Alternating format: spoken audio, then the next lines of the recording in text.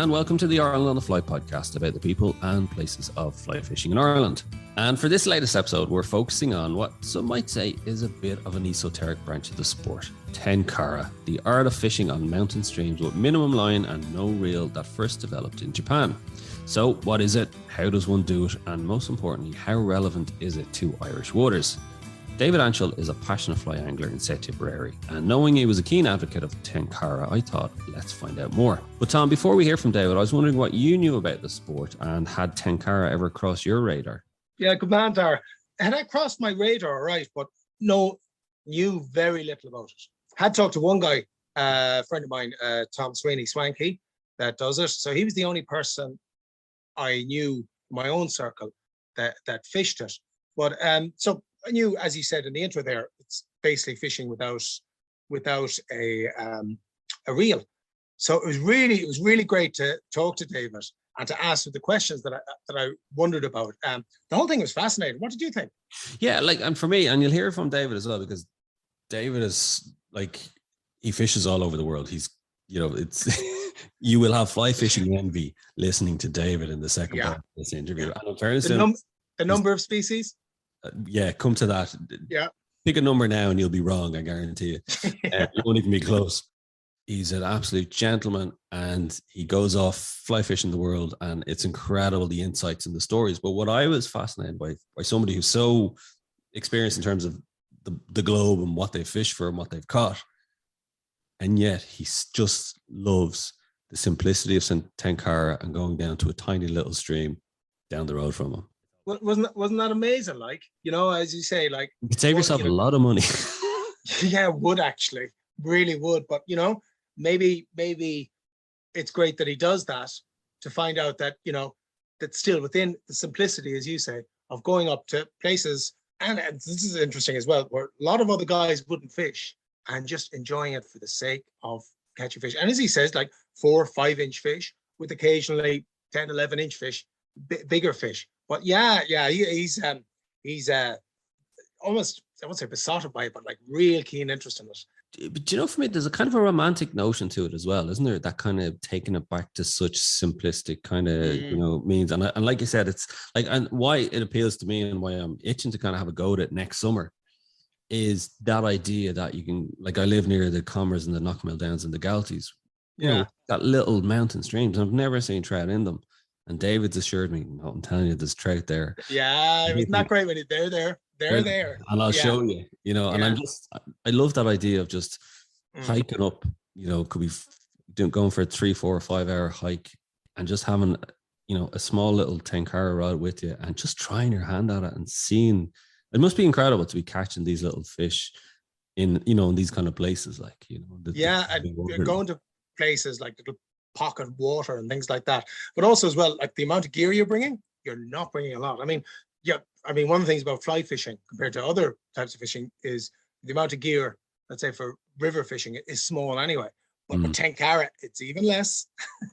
So you were telling me Tom Sweeney, Swanky, down in Macroom, he fishes. There's very few in Ireland that do the Tenkara. So I'm interested, for anybody that's listening, that if you do it, I'd love to. It's not as if you even see pictures on Instagram. You don't, do you? It's very much, you said, the start, it's just kind of out there on its own, isn't it? Very few fly fishermen will be seeing with the telescopic fly rod, right?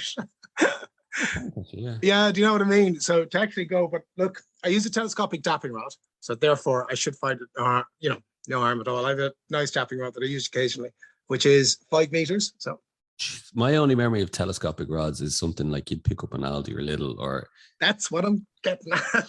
Yeah, well, and as you touched on it as well, it's not really, it's not the tackle trade's dream. It's not what they want to force onto all of us, because first of all, you're losing reel sales, you're losing fly line sales. Yeah, no wonder it hasn't caught on. Yeah, I wonder why it's not been pushed by the industry. Yeah, exactly. I wonder why. Well, look, let's hear from David now. Some fascinating insights into Tenkara, and I don't know if you be like myself, but I'm hoping to try it next summer. I do see the kind of potential in it, and just as another branch of the sport to kind of dip our toes into and, spend a bit more time on, as if we need any more excuses.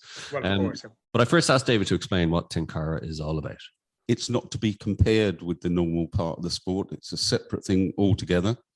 You can use it as a replacement to conventional fly fishing, but that's not really what I do it for. I do it because it's novel and different. What attracted me in the first place was simplicity, and that's one of the things of Tenkara, that it's so simple. And as we all know, fly fishing is already relatively simple, which is one of the attractions, but this goes one step further again. So what is it? It's fishing. It's fishing with a fishing rod and basically a leader, and that's it. Sounds an awfully like fly fishing to me now, but well, it is, but it's not fly casting. That's the difference. So it originated in Japan. It originated in Japan. It originated completely separately from the development of fly fishing. About 400 years ago, it started, as far as I can tell, and it was a means to acquire food. So it was a commercial fishing method used by peasants who took their fish to the market to sell. And they didn't use artificial flies originally. They used live insects, a bit like the origins of mayfly, Tom. Yeah, a bit like dapping. And it has some similarities in a way, in that it used a long rod, a leader or a leader and tippet about the same length as the rod. So if you can picture it, if you hold it up high, the only part of the equipment that lands on the water is the fly itself. And that's the big difference between it and fly casting. So there's no fly line to attract drag or loops or resistance in any way. So that's if we're already talking about the advantages, then that's the advantage. And that makes a lot of difference when you're fishing trout, especially in little tiny streams, because if you fish in small streams, they're small pools, you've immediately got rushing water at your feet that drags your fly line, drags the fly. This avoids all of that.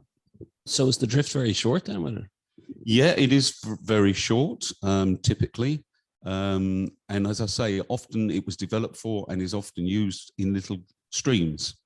For me, there are other advantages because I'm a dry fly passionate devotee angler, and I can fish in little streams, dry fly, when people don't dream of it. So I think last year, I only fished dry fly from the very beginning of the season right till the end of the season. For some reason or another, people have tempted me to get back into some casting because they wanted to go fishing with me. But for a whole season, I just fished dry fly and Tenkara. How did you find that actually, just the dry fly?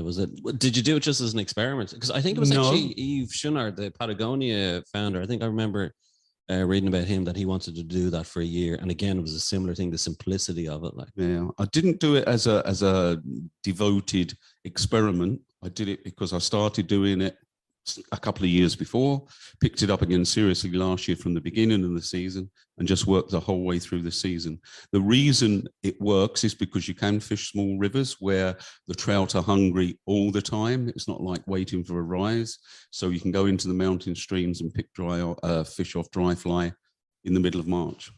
Ideally, David, it sounds as if it's to target smaller fish. I mean, that's probably where it came from, I would imagine. Yeah. Yeah, I think you're right. And nowadays, in the modern Japanese world, I think they have competitions where the winners are the ones who catch the smallest fish, not the biggest fish. The Japanese tend to do things back to front or upside down or whatever. Yeah, yeah. They do that. But interestingly, myself, because as I say, all last year, all I fished was Tenkara and dry fly. I used it very much in my home river, the River Shore, and I used it for bigger fish, and it was still very effective. I think you have a disadvantage if you're talking about a fish. I've caught fish up to like 1.5 pounds on my little Tenkara rod, but I think if you went much bigger than that, you'd be doing what is the advisory method, which is when it gets to the end of your line and it's going to straighten it, you throw the rod in and you hope to pick it up downstream a few hundred yards downstream later. Well, that used to be done by the guys on the punts in Cork when they were professional fishing. Yeah, because they would be using ash poles.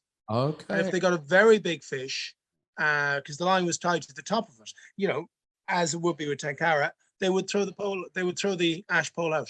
Yeah, there you go. And that the fish would pull that, and that would be a strain, and they would row after the pole and pick it up again. Well, so, as I say, that's the advised method for catching very big fish on Tenkara. You simply toss the rod into the river and hope to collect it downstream. You haven't had to do that yet. Is that No, the goal? I've been Is close. that the goal? I've been close, and I Yeah. have inadvertently been broken off by my rod straightening and not managing to hold on, or not managing to let go. I mean, when you think of it, it's punt fishing on Cara came about as a commercial form of fishing, and it was done by the locals. Punt fishing like mayfly dapping then? I don't know. No, it's not actually. It's done with a small boat, Okay. right? And it's basically using mounted minnows, right? Oh, okay. And they would troll them around, and they would have about 30 yards of line, probably less, 20 to 30 yards of old, like, we're not talking monofilament now, we're talking line, right? And Bit basic. This isn't our fishing that you're talking about, is it? no. Now, but very interestingly, and I must say this because I want to go through the design of the rod with you, but I had to do a presentation once, and so I got Jimmy Pa here to show me them, because he still had the old ash poles. And as he showed that, I have the pictures and everything. The line was connected to the top, but then it was spiraled down to the butt of the rod. Okay. And I said, why is that done? And he looked at me and says, well, if the rod breaks, you still have the line at the butt. All right. Okay. Yeah. There you go. So I'm just thinking, in a Tenkara, if the fish actually broke your rod, it's just connected to the top of the rod, is it? Yeah, yes, it is just connected. It's not like here's the other thing I was going to ask you, like pole fishing, coarse fishing, pole fishing. It doesn't go down the center. No, it doesn't. No. Okay. Just comes out the end. At the end, there is a little piece of line called a lilian, and it's like 3 inches long, and that has like a stop knot in the end, and your leader is fastened to the stop knot. So that lilian stays on the rod forever. Right. Basically just change the leader and the tippet if you want to. And the leaders are pretty permanent, because the leaders are effectively your casting fly line. And there is a cast still to it. You still need to do a stop, let the rod load, and forward cast again with a stop. If you don't do that, you don't straighten out the leader, and you end up with a mess on there. So it's hard to imagine. I haven't mentioned the other big advantage that you can cast in places where you can't do a back cast. So a bit like spey casting enables you to cast without a back cast. This also does. So again, you can fish in places where there are trees over you, etc., because you've got a very short, simple back cast to present the fly. And do you ever can you use the catapult cast, or is there a tradition? Yes, I have done like a bow and arrow cast. Yeah, I've done that quite a bit. Yeah. Tell me, what's the typical length of the rod? Well, because I've become passionate about them, I've got a collection, as I tend to do with fishing tackle, and we all tend to do it a bit. I'd say I've got 10 Tenkara rods now at a guess. Shortest one would be about 4 foot, and the longest would be about 13, 14 foot. Oh, I guess good to see it hasn't become an obsession with you, David. Yeah, it tends to be a bit like that. I used to feel guilty for myself, my purchase of fly fishing tackle. And a couple of years ago, I just said, this is a nonsense. Why are you beating yourself up? Just let yourself enjoy the owning of it. So I now no longer begrudge or try to disguise the fact that I like owning fishing tackle as well. It's a lovely thing. How many people are doing it in Ireland, Tenkara? Have you come across, is there a Tenkara community? I've only met 2 other people. I'm sure there's more, but those 2 other people I introduced it to. But I'm sure there are. I just haven't come across them. And it only came out of Japan 10 years ago by an American guy who set up Tenkara USA, and it's from there that we've got back to it. There's a guy in the Isle of Man, can't think of his name, but he runs a company called Esoteric Tackle, and he sells just Tenkara gear. There's a guy, I don't know if you've ever heard of Swanky, well-known competition angler, Tom Sweeney from Macroom. Okay. Swanky is his nickname, as Marianne's bar there in Macroom. He does a bit on his local river. There you go. And he's the only other guy, aside from yourself, that I know that does it regularly. Okay, there you are. Yeah. I've seen it used once from a visiting angler on the upper reaches of the River Shore. Yeah. And in terms of typical setup, like if people were, so like, I suppose first off, is it a bit like kind of going back to basics essentially? Like if people are thinking, do you know what, I want to just simplify it and, you know, go back to basics, that this is a nice way to kind of. Yeah. But again, I repeat, it's not really a replacement. It's another thing again. And there's some real pleasures in the using of it, providing you're the kind that likes adventure in fishing. So I go up into the mountain streams and cry over the waterfalls and all that. And people don't think of fishing there. The other advantage is that you can teach somebody to cast a Tenkara rod in 10 minutes. Well, this is the thing, actually. Yeah. Twofold, actually, that I wanted to ask you about was because you had said to me about bringing my kids up in terms of great way to start fly fishing, Tom, in terms of bringing them up little mountain streams. Because I was saying, I've brought them to the shore a few times, and it's a big river. It's a difficult river, and I'm always wary with them. The flow is very fast. And you were saying, bring them up to the mountains. I'll show little streams. You can have a Tenkara. Like you even said, there was a 4-foot rod. You can imagine a kid handling that, no problem. I go up walking in the mountains a lot with the dogs, and I've often thought there's no fish in that. There are, and you've told me no. There are. Find a bit of a stream in Ireland where there isn't a fish in it, a trout in it particularly. Well, and that's what I was saying, because I can just imagine bringing the Tenkara rod, and you said to me, I'll show you.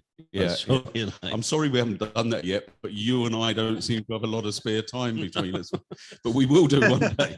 And this is what interests me, Tom, is if you live near the mountains, there's so many of these streams, and they're not seen as fertile fishing grounds. You automatically think where we are in South Tip, you've got the shore, the Nire, the Tar, you've got these main kind of rivers that you think of. Whereas if you actually want to get away from it all, you can head up to the mountain, like you said, a bit of an adventure. You can head up to the mountains, hike for a couple of hours, bring a little, Tenkara, and you could be fishing. You see, this wouldn't appeal to everybody. So some people like to drive to a river, get out their rod, make nice long casts, and the cast is part of their fishing, and all of that's fine. But this is just a different world. This is just a more primitive, simple world, and it appeals to me. But that's why we love fly fishing. Yeah, that's right. Because, it doesn't appeal to somebody else, but it might, it appeals to you. That's great. And I will call it fly fish. It is a form of fly fishing. Yeah. It mightn't be a form of fly casting, as you said earlier on. Right. But it's definitely a form of fly fishing. And, it sounds brilliant, actually. I have to say, it sounds magical. You and I know, as somewhat experienced anglers, that people talk about what fly are the trout taking today, etc., etc. But I'm sure you, like me, believe the real problem with the people that angle and don't catch fish is there isn't a trout left where they were intending to cast their fly in the first place. And the reason that it's not there anymore is because they've spooked it getting in the water, they've been too heavy approaching it, or they've cast in a way that they've lined the fish, or the fly is dragging. And this eliminates so much of that. So it makes an easy presentation where you're pretty sure the fly isn't going to drag. I'm not an expert, but if you do it really well, more or less the fly is the only thing touching the water. It's a bit like that. It's a bit like dapping in that regard. Yeah, it sounds a lot like it. The only thing I can think about there is you probably do need a certain amount of stealth coming up behind, I would imagine. You do. But then it's mountain streams, though, where does that kind of cover your bases a bit because it's a flowing stream? And if you think of those streams, they've often got trees around them, so backcast can be difficult, but they very definitely are small pools with a tumbling fast bit of water at the bottom of it. You can't cast a fly line over that because immediately the fly line hits the water, you've got drag created. You won't catch fish like that. Okay. And that's one of the reasons people don't realize that there are fish in these little streams, because they're not fishable unless you use a method like I'm talking about. That makes so much sense. It really does, Would you be into it, Tom? Oh, yeah. Oh, God, yeah, I'll try anything. I'll try anything, says the one-legged, one-armed, one-eyed man. It really is enjoyable and rewarding. Apart from anything else, a lot of people, and I'm one of them, love to see a trout taking a dry fry. That little bubble on the top of the water, and you achieve that whether you've got a 3-inch trout or a 20-inch trout. And what size trout are they? Would you see in these typical mountain streams? Sometimes surprising, sometimes surprisingly big. I fish a river called the Finnisk a lot, which is going from, I think it goes into the Blackwater, doesn't it? It goes through and down. Where's that down by? Is it goes from Mill Street? Mill Street, okay. Yeah. Wow. I fish that. I fish the upper reaches of the Nire a lot. But if you look at the mountain, look at Newcastle near us. There's a little stream at the back of that. There's a great Tenkara river. And there's another one at the back of Gotenbridge, same little tiny streams that I don't even know the names of them. They're just streams. Yeah. And it's funny, isn't it? It's not the typical kind of waters that people kind of want to go. But then you said it, like you said, it's not for everybody. Some people want to go to the big stretches. But I didn't answer your question. Even in those tiny streams, there are fish of half a pound weight or whatever. So you're catching 3 or 4 inch fish, and they're beautiful. But occasionally you'll catch a half-pound trout. Fantastic. It's even more meditative. That, you know, like fly fishing is meditative enough, but it sounds like it's even more. Yeah, it is more peaceful. Like, what's the kind of typical flies then that you're using? Yeah, because I was just going to say that, because I was just thinking that, but I was going to add to that. Surely the fly doesn't matter that much. I don't think it does, Tom. Right. There are specific Tenkara flies developed. I don't use them, but I'm a bit of a weak person with regard to my fly selection anyway. So I like something that's very buoyant, because I dry fly fish a lot, and I like something that I can see well. And in the mountain streams, you've got so much turbulence that you need something to see. So I tend to use parachute flies, like little parachute Adams, that kind of thing, with a little post on it. So Right. It's a nondescript fly. It's a pretty average fly. But can I also add as well, you needn't necessarily fish dry flies with it. I'm Absolutely sure not. Yeah. It's just, that's what I do. No, it would of it. It's almost like Euro nymphing. You're fishing Yeah. long rod up high. Now I don't do that, but you could use it that way. So you could use nymph flies that would get right down if you wanted to, and I just don't bother. Yeah. Okay. Wow. Okay. Yeah, Yeah, we've been through the dry fly thing with you, Dave. Yeah, it's come across. I'm always worried. Saying nymphing, isn't I'm it? always worried, and I know people suspect it. They think I'm just one of those pompous British fools who sort of, like, from a snobbery point of view, only use one dry fly. It's not that at all. It's what I enjoy the most. I just enjoy dry fly fishing. So You won't be saying what was said to me once here at the shore at the Corrib. I would sooner throw myself in the lake than fish wet fly. No, but I would. Okay, that's good. That's good. As to say, when I'm with people fishing, and I fish a lot not professionally, but on trips where I pay for them. So I have Right. a guide taking me. Guides always want you to catch fish. And I'm not, don't get me wrong, I love catching fish, but it's not my number one reason to fish. I like to catch fish, but the technique by which I catch them matters as much as how many fish I catch. But the guide always wants you to catch fish. So That's I his job. hate them a That's lot. his But job. no, I just want to use dry fly. I was in Alaska recently and I was talking to Dara about it. And I only fish for trout with a mouse pattern, because I love doing that mouse. Visual. Yeah. It's just my thing. But I irritate the guides. Don't go to Cara again. Don't look up. I'm awful busy. I haven't told you two of the disadvantages. One is you don't enjoy the real pleasure of casting. And casting, as we all know, is a real pleasurable thing to do. Yes, but it's funny. But then, like nymphing, you know. Well, I know, but I don't nymph. I yeah, don't nymph. I love I just nymphing. don't Like, enjoy it. Yeah. their nose at it, but for me, like an hour, say in the evening, and if I want, I want to catch a few fish, or I want to feel a pull on the line, and you can go nymphing, and you're going to catch. Yeah, but I just don't. So you're at the next stage. You're at that stage. What's that? Different phases of the anchor? You're at the third phase, aren't you? Retirement, is it? No, that's the fourth. Come Am on. Lots of fish. Want to catch fish? Lots of fish. The biggest fish. Yeah. Oh no, you're at the fourth one. You just want to fish. Well, that is it, Tom. Actually, it's the experience of the fishing that I enjoy. It's not catching fish. One of the things I talk about, and I target lots of different fish on fly. All fly fishing species live in beautiful places, whether they're mountain streams, whether they're wonderful Atlantic rivers, whether it's the tropics and the Caribbean flats. All of them are in beautiful places. So it's going to those places, experiencing new things that appeals to me. I just want to tell you another disadvantage of Tenkara, though. You're fishing in mountain streams, the fish takes the fly, the first thing he does is heads downstream as fast as he can. You can't, as you can with a conventional tackle, keep a tight line like you can with conventional. No, you can't actually. Unfortunately, I've reverted to using barbed hooks again. Ooh. And that's especially dodgy. So Yeah, can we edit that out? Can we edit that out? Yeah, I know, I'm old. But I found otherwise, honestly, it was just a joke. 8 out of 10 fish just immediately come unhooked.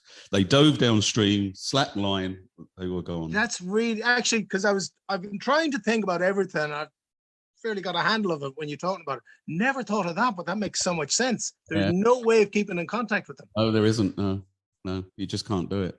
So I don't like that myself. I use very small hooks, and I think about I honestly believe maybe 1 in 30 fish, I'm not happy with the way a barbed hook has been removed from the fish, which isn't nice for the one, if you're the 1 in 30 where you but if you're careful and you know what you're doing, you can do it very safely.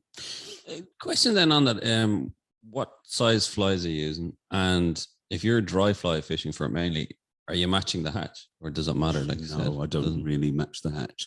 Sometimes I change a fly or two, but it's not very often. Honestly, the fish that I fish for tend to be hungry, and you definitely get more takes than you would by conventional fishing because of the lack of drag. And so I fish for them even when there's no fish rising, and I do that anyway in my fishing. I often fish dry fly.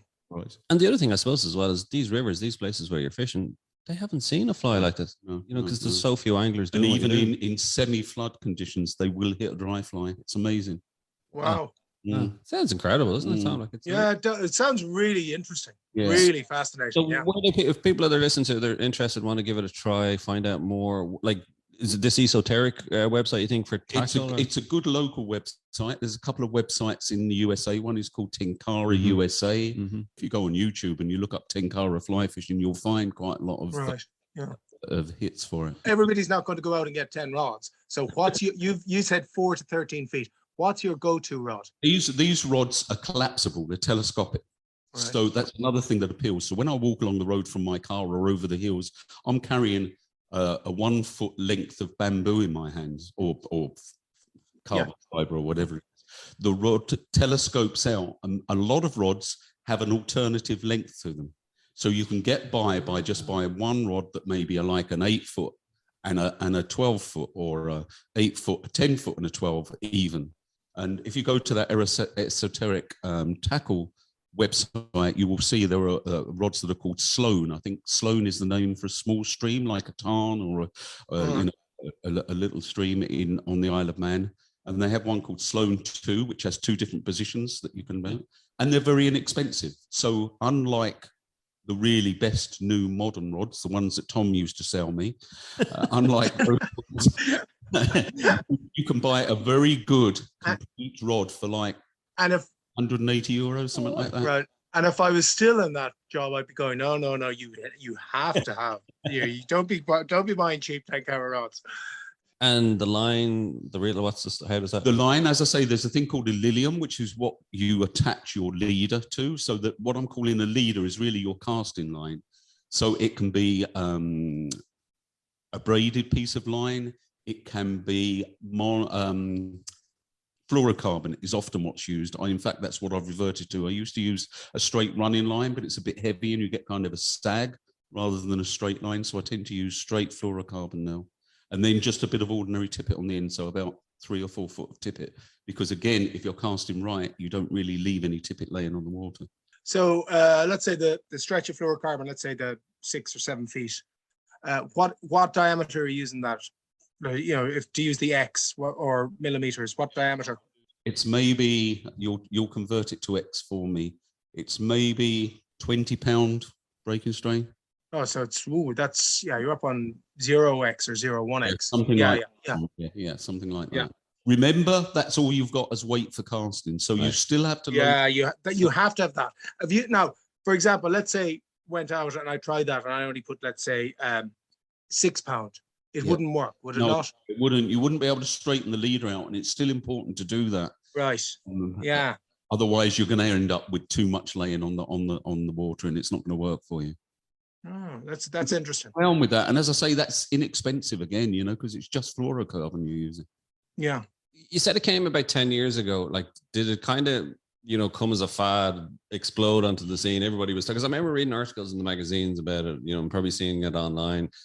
Less so nowadays. So has it kind of faded away? Maybe. I mean, I'm not in a cult or a I don't know group of people with this. Question. As I say, I know it. Secret handshakes. It came to part of the world via the USA. I know that. And in fact, it was the Patagonia company that first got me into it. In fact, somebody bought me a book they brought out, which was simply called Simple Fly Fishing. And I thought it was just some aspect of fishing that I didn't know about. And I read about it and I immediately bought a Tenkara rod. And I actually bought it in Patagonia shop in Dublin. Yeah, because actually now that you say that, I do remember that. Yeah, there was a section on the Patagonia website, and I think it was Schoonard who was kind of preaching this as well. That but they haven't really developed that. No, I don't think. No. As I say, there are these two companies in the USA. One is definitely called Tenkara USA, and I can't think what the other one's called, but you'd find them if you looked up Tenkara. Well, if anybody's listening to this that does Tenkara in Ireland, you promised me lots of people would be listening to this. Well, a lot of people. I didn't say Tenkara anglers would be listening. For all two of you out there that are listening and are Tenkara anglers, do get in touch. No, I would actually. I'd love to get in touch on Instagram or Tom Doc on Facebook. I'd love to find out more where it's done. Yeah, actually, yeah. And if there's, a kind of angling community. They've taken it to kind of a novel stage in the USA, and that company Tenkara USA use it for salmon fishing. And they actually did a series of programs where they caught all species of trout and salmon in the USA on Tenkara. Oh my God. Wow. I think so, yeah. Yeah, wow. Let's check that out. My God. Wow. Oh my God, that's hard to believe. Imagine the salmon on it. Like, I'm sure they adjusted rods to suit that kind of fishing. No, I think I remember Swanky saying that he's small peel, very small peel, one even, as he calls grills. Yeah. Now he said it was small, but he said a lot of trouble, but he landed it. Yeah. Final question on this, maybe before we get on to your own fly fishing career, David, is there a different mindset needed when you're kind of going Tenkara fishing? Like, I think so, but that's not difficult to change in anglers, I don't think. As I said before, it stops being the number that you need to catch. It can be something else. And I was with, just a couple of weeks ago, I was fishing in the Mississippi River, and there were pike there and muskie there, as well as smallmouth bass. We were fishing for smallmouth bass. But my friend, who's a guide there, hates catching pike because he's a muskie passionate person. And just a mindset, because he's got his target species is one thing, anything else is a trash fish. So you have to change what you're doing. So yes, you have to start realizing that you've cleverly snuck up a mountain stream. You've got your little tiny rod. It's not an easy little thing to do. And you're catching 4-inch trout. And because that's what you're aiming to do, that has to be rewarding for you. Yeah. But you have to get in the mindset where you're not comparing it to the beautiful fat trout that we have in the river shore. These are different animals, really. Yeah. But if you compare that, Dara, when we had Eamon Ross on, and how he said, Eamon Ross was talking his two favorite lakes are Loch Sheelan and then Loch Melvin, and how he can switch from Sheelan to Melvin, and as he said, get it, and he says on Sheelan they almost have a disregard for a 3-pound trout. Yeah. And then he goes to Melvin and gets excited about an 11-inch trout and even goes for the net. And that is exactly it. And when you go somewhere to fish, you adjust what what satisfies you by the target available to you.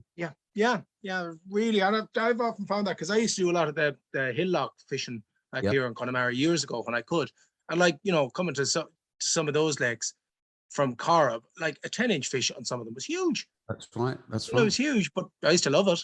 Yeah, that's right. Yeah. Really rewarding. The other thing is, this is very light tackle. These Tenkara rods are very fine. A 4 or 5-inch fish feels like a real fish on one of those. Oh, yeah. A 5 weight or something, Actually, can you use it on lakes as well? Yes, I haven't, but you can, there you have it. That's the next thing. There you are.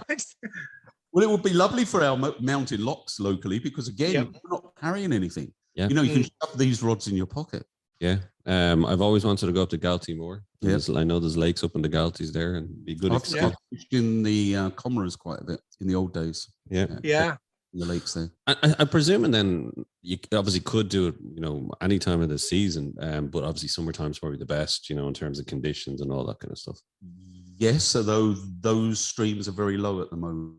True. And I went 2 days ago just to fish upper stretches of the Nile. It was too low really to fish. Every pool I got near, fish just spooked. I saw them. Are you serious? Yeah. Yeah. It was very, very hard. Yeah. But the opposite is also true, in that you can fish any time of the day. You don't need a rise happening. Yeah. This time of the year, the fish in our local river and the shore are feeding in the morning for a while. Then they basically aren't feeding for the rest of the day, certainly not on dry fly. And then, of course, there's the evening rise. But I can pop to these streams after work, before work, whenever I want to, and I will still catch fish. Brilliant. Well, I have to try it. I'll bring the kids along as an excuse. I'll buy them all a Tenkara. It's not a baby's thing, Cara. It's not just for children. Exactly. It's for adults too. Well, it's whetted my appetite, David, I have to say. I can't wait to try it. And as I said, I'd love to. I'm going to delve online now more and see if there's anything online in Ireland about it. We've got you here before I let you go. It would be remiss. I want to ask you about your own fly fishing career, because you fish the shore here down the road from me, but you also fish all over the world as well. Did you grow up fly fishing? And as I said, that's not a South Tip accent. You can tell that I'm not from South Tipperary. You've been here long enough, though. I grew up in Kent in England. My father took me fishing, as how many of us got introduced to fishing. But it was like with a bobber and fishing in the muddy River Medway for carp and that kind of thing, roach and bream and all that kind of stuff. I don't know why, but I always had this yearning for the simplicity, as I saw it then, of fly fishing. So even in Kent, where there wasn't obvious fly fishing available, I started to interest myself in it, bought a fly rod, fished for chub. It's a species we don't have in Ireland, although I've heard there's one or two around now, unfortunately. But it's a very accommodating fish to fly fish for. They take almost all flies that you can think of. So I fished with sort of cocky bondu, which is the old Welsh beetle imitation fly. I used to fish for that a lot with chub. And then as my years grew, I become discontent with that part of the world to live in, largely because it was too many people. I like a more rural lifestyle. And it was partly fishing that brought me to Ireland, which was in 1977, believe it or not. And you've been fishing the shore since then, haven't you? I've been fishing the shore since 1977, yeah. Well, and were you, even back then, were you dry fly fashion, or did it kind of develop? I thought I knew what I was doing then, and I was catching fish, but the fish were more foolish and not as bright as they are now. Maybe there were more of them, I don't know. But I was basically able to catch fish by chucking a wet fly and let it swing around, and enough of them hooked on. So, and then my business and my family developed, and I actually stood aside from fishing for a while. By the time I went back to it, the river and the feeding habits had changed, and I'd found my old methods didn't work. And in fact, I got somebody locally to help me and realized that I needed to be able to cast better, straighten a long leader, present the fly differently. And it was from then, which must have been 20 years ago or something, that my new enthusiasm for fly fishing took off. But you also like fly fishing internationally now as well. Yeah, my business took me lots of places in the world, and occasionally I tagged on 1 or 2 days fishing. But as my business matured, I realized that was a stupid thing to do with my time, and I turned it around and I concentrated on the fishing. And if there was 1 or 2 now you're talking. Right priorities there, Tom. And that's more or less gone altogether, and I hardly travel at all for business now. I just travel for fishing. And I know from talking to and you've pretty much fished, name any of the places, destinations that anglers think of, you've pretty much fished there. There's always other places. Oh, of course. Yeah. But what's top 3 destinations? The Seychelles. You can't not mention the Seychelles when you're talking. What are you fishing for there? GTs, giant trevallies, but there's other tropical species like there's big bonefish there. There's an Indo-Asian permit, so a golden type permit. There's other trevallies, blue trevallies, but it's the quality of the water that's really the attraction there. It's an untouched marine landscape, and funnily enough, Cuba is not a bad second best for that. The quality of the water around Cuba, and I've fished the other Caribbean islands, but Cuba particularly, the water is just fantastic. So that would be high on the list. Has it been developed much in terms of fishing? Or is it an Italian company called Avalon have more or less taken over that now? Of course, we're lucky in that the Americans haven't been able to travel there, so it's been a rather easier place for us Europeans to get to. And I don't know, I've been to Cuba 10 times. I'm going again about 10 times. I'm going again next May or so. And they have developed it, and they've developed quite a lot of liverboards now, because the hotels and accommodations in Cuba aren't always what they might be. So there's some fishing companies, Avalon, that is running liverboards. So you live on a ship. What about, you're just back from Alaska? Back from Alaska, which is a wonderful, wonderful place. My trip this time wasn't the best. I actually took this trip because I wanted to take a pal of mine to Alaska, and this seemed like the trip. So it was a fly out every day from a lodge. So you could, in theory, fly to fish for grayling today, trout tomorrow, silver salmon the next day, depending on where you flew to. But I found myself in a lodge with wealthy Americans with their Orvis gear on and their expensive rods like Tom used to sell, but they weren't real fishermen, you know what I mean? They weren't nitty-gritty, dirty, fishermen. So they were a little bit too privileged for me. And so it wasn't the best Alaskan trip. Having said that, earlier in the year, in April, I went on a trip for steelhead in Alaska, and that was wild. And it was the first time in my life that I felt that some of the parts of the trip I was getting too old for. We were scrambling up creeks, and when I say scrambling, plowing through chest deep water with rocks and waterfalls. Love it. And these people that I fished with had permission to fish 22 creeks, and we approached them from the estuary, took a little boat to the edge of the creek, and hiked up them and sight fished for steelhead. Everybody knows, or people know, that steelhead is a sea-run rainbow trout, as our sea trout are sea-run brown trout. So these are sea-run. Each of these creeks had between, according to them, those guys who knew it, between 20 and 50 returning fish to breed each year. That's season. So that's how fragile each of those river systems are. And when I say creeks, these are small, rivers 5 yards across. And did you catch? Did I catch? Yes, I said before I went, I want to catch one. Any more than that would be a bonus. I caught two. Well done. What size? 8-10 pounds weight. Nice fish in a small river, and they fight. Did they say, is it the steelhead, the fish of 1,000 casts? Is that the one they say? No, that's muskie. Oh, muskie. Yeah. Sorry, I think it's 10,000 casts. And I fish for muskie, and it is something like that. Have you caught muskie? I've caught muskie. Yeah. But they are tricky. People talk about the reasons in a river they become the apex predator, more so than pike. So they eat a lot of pike as well, but they spawn at two different times. And they say that because, let me think, the pike spawn first, that the pike fry eat a lot of muskie fry. So that reduces the number of muskie. And then it turns on its head, and the muskie becomes the prime predator. So he then begins eating pike. So those two reasons means there's only a muskie every half a mile in a river. People that fish for muskie do it for the hit. They don't fight muskie. They're terrible. They're like a big dead log when you hook them. Yeah. And you don't hook many. So they fish, and sometimes catching 3 in a year is a great success. Yeah, and all they do is they look for the hit. They want to see the hit. The fish eat the fly, because they use flies that are about a foot long, that are articulated. It's pretty impressive. Tom, that is mindset fishing. Yeah. 3 fish for the year. Right. Yeah. Right. I just got to say, because we've often discussed it here, Darren and myself, our home bucket list and our big bucket list. Do you have anything left on a bucket list? Some years ago on the beach on Andros in the Bahamas, I met a man and I was chatting to him, and I said, "Oh, what are you doing?" He said, "Well, I was a dedicated permit fisherman for 10 years, but I realized I wanted to do something else, and I was spending all my time focused and fixated on catching permit." And he said, "I've now decided I want to catch 100 species on fly."